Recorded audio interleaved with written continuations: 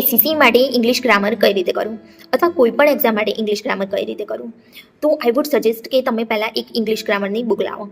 હવે કયા પબ્લિકેશનની બુક લાવવી, કઈ બુક લાવવી, તો કોઈ પણ બુક ચાલશે. ઓકે, એવું નથી કે એક બુકથી વધારે આવડશે, બીજી બુકથી ઓછું આવડશે.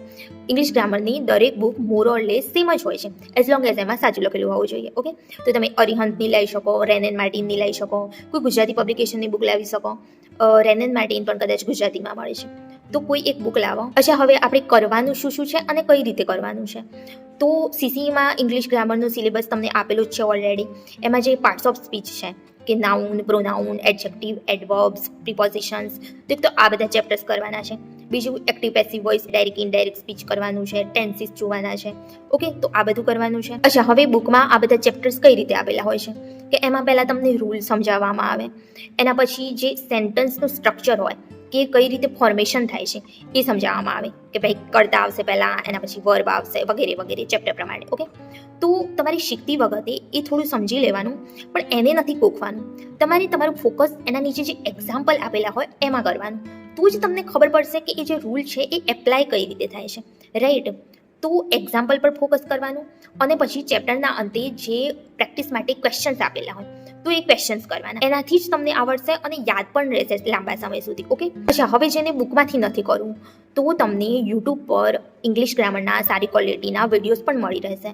એમાં નિમિષા બંસલ કરીને એક મેડમ છે, તો તમે એમના પ્લેલિસ્ટ ચેક કરશો તો આપણા જેટલા બી સિલેબસના ટોપિક્સ છે એ દરેક ટોપિકના 2-2, 4-4, 5-5 કલાકના ડિટેલમાં એક્સપ્લેન કરેલા વિડીયો છે. તમે એ પણ જોઈ શકો છો અને પછી એના ક્વેશ્ચન પ્રેક્ટિસ કરો. ઓકે, બીજું છે પીવાયક્યુઝ પર ફોકસ કરવું પડશે. લાસ્ટ ટાઈમ જે સીસી થઈ હતી એ 71 શિફ્ટ્સમાં થઈ હતી, તો એટલા બધા પેપર અવેલેબલ છે આપણી જોડે, તો તમે એ પ્રેક્ટિસ કરો તો પણ ઘણી બધી મેક્સિમમ પ્રેક્ટિસ થઈ જશે તમારી. જો કોઈની જોડે પીવાયક્યુ નથી તો મોકટેલની એપમાં તમને એ મળી જશે, તો એવી રીતે કરવાનું છે. બીજું છે કે જે synonyms, antonyms, one word substitutions, idioms, આ બધાના જે ક્વેશ્ચન્સ હશે એ તમે ત્યારે કરી શકશો જ્યારે તમારી વોકાબ્યુલરી સ્ટ્રોંગ હશે. તો હવે વોકાબ્યુલરી કઈ રીતે કરીશું, તો એના માટે પણ યુટ્યુબમાં ઘણા બધા વિડીયોઝ અવેલેબલ હોય છે કે ઇમ્પોર્ટન્ટ 500 વર્ડ્સ, ઇમ્પોર્ટન્ટ 1000 વર્ડ્સ, તો એ બધા વર્ડ્સ હોય છે જે ઇમ્પોર્ટન્ટ છે અને વારંવાર પૂછાતા હોય છે. ઓકે, તો તમે એ દરરોજ 10-10, 15-15 શબ્દો તૈયાર કરી શકો. બીજું કે ધ હિન્દુ જે ન્યૂઝપેપર છે એમાં જે શબ્દો વપરાય છે એ બહુ ઇમ્પોર્ટન્ટ હોય છે.